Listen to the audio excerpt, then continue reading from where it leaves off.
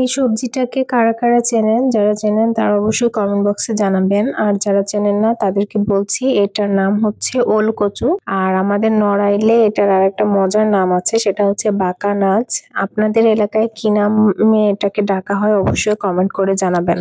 এটাকে দীর্ঘদিন সংরক্ষণ করে রাখা সহ এটা রান্নার একটা প্রসেস আজকে আমি আপনাদের সাথে শেয়ার করব।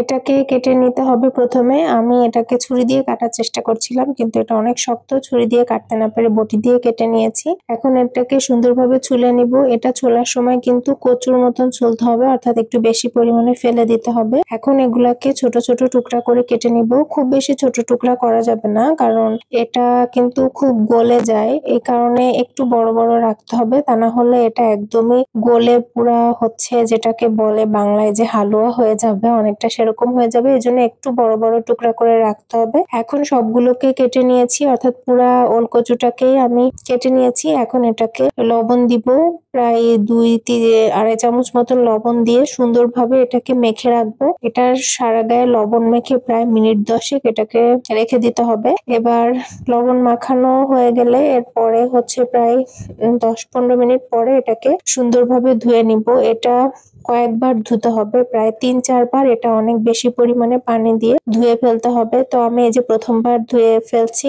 আর ধোয়ার সময়, নাড়াচাড়া করার সময় হাতে একটা গ্লাভস পরে নিবেন, অথবা স্ট্রেনারের সাহায্যে নেড়ে চেড়ে তুলে নেবেন, কারণ হাত চুলকানোর একটা ভয় থাকে। তো এই যে প্রথমবার ধোয়া শেষ, এবার আমি সেকেন্ড টাইম এটাকে ধুয়ে নিব।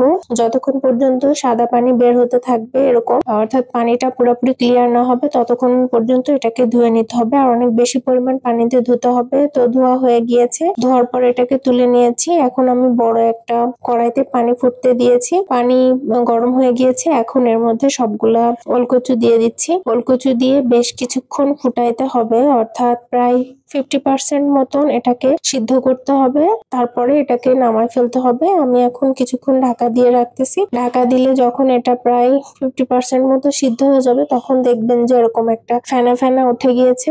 এরপরে এটাকে চুলা থেকে নামায় নিব, নামায় পানিটা সেকে নিব। এই পর্যায়ে কিন্তু এটা আর ধোয়া যাবে না, জাস্ট এভাবে করে ছাঁকনির সাহায্যে এটার পানিটা ছেঁকে ফেলে দিতে হবে। আর এটা ঠান্ডা হয়ে গেলে এটাকে আপনি বক্সে ভরে ডিপ ফ্রিজে রেখে দিতে পারেন। এখন আমি কিছু পিস নিয়ে নিয়েছি ওখান থেকে, নিয়ে এটাকে এবার ফুললি সিদ্ধ করার জন্য দিয়ে দিলাম। আমি আজকে এটা ভর্তা করব। এই যে সিদ্ধ হয়ে গিয়েছে এবং পানিটা পুরো টানায় ফেলছি, দেখেন একদম সিদ্ধ হয়ে গিয়েছে। এটা কিন্তু খুব গলে যায়, একদম নরম হয়ে যায়।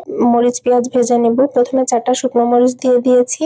এই শুকনো মরিচের সাথে বেশ কিছুটা রসুন আর পেঁয়াজ কুচি আর কিছুটা কাঁচামরিচ কুচি দিয়েছি। এটা খুব ভালোভাবে ভেজে নিব, ভেজে এটাকে তুলে নিব। আর আরেকটা কাজ করতে হবে, ওলকচু ভর্তায় বা কচু ভর্তায় আমরা সাধারণত সরিষা ব্যবহার করি, অর্থাৎ কাঁচা সরিষা। আমি সাদা সরিষা নিয়েছি 1 টেবিল চামচ, নিয়ে সেটাকে সুন্দরভাবে বেটে নিয়েছি।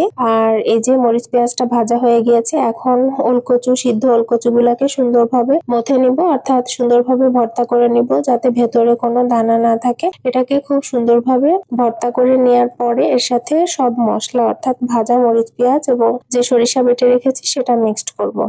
শুকনা মরিচ নিয়ে নিয়েছি। এখন শুকনা মরিচ গুলাকে সুন্দরভাবে ভর্তা করে নিব।